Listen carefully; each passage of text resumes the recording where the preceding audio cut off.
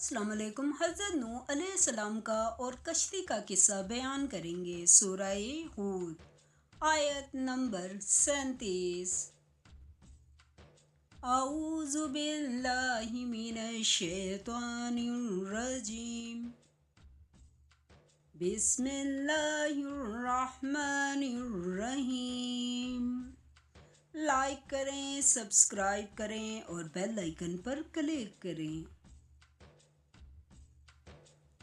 और एक कश्ती हमारे हुक्म से हमारे रूबरू बनाओ, और जो लोग जालिम हैं इनके बारे में हमसे कुछ न कहना, क्योंकि वो ज़रूर गर्क कर दिए जाएंगे। सूरह हूद आयत नंबर 38। तो नूह अलैहिस्सलाम ने कश्ती बनानी शुरू कर दी, और जब उनकी कौम के सरदार इनके पास से गुज़रते तो इनसे तमस्कुर करते।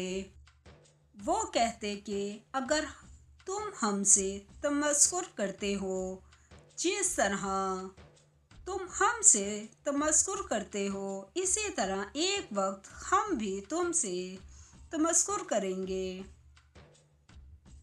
सूरह हूद आयत नंबर 39। और तुमको जल्द मालूम हो जाएगा कि किस पर अजाब आता है जो इसे रुस्वा करेगा, और किस पर हमेशा का अजाब नाजिल होता है। सूरह हूद आयत नंबर 40। यहाँ तक कि जब हमारा हुक्म आ पहुँचा और तंदूर जोश मारने लगा, तो हमने नूह अलैहिस्सलाम को हुक्म दिया कि हर किस्म के जानदारों में से जोड़ा जोड़ा यानी दो दो जानवर, एक एक नर और एक एक मादा ले लो।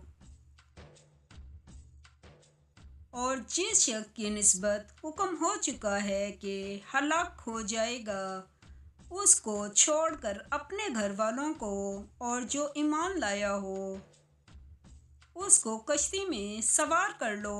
और उनके साथ ईमान बहुत ही कम लोग लाए थे। सूरह हूद आयत नंबर 41। नूह अलैहिस्सलाम ने कहा कि खुदा का नाम लेकर कि उसके हाथ में इसका चलना और ठहरना है, इसमें सवार हो जाओ, बेशक मेरा परवरदिगार बख्शने वाला मेहरबान है।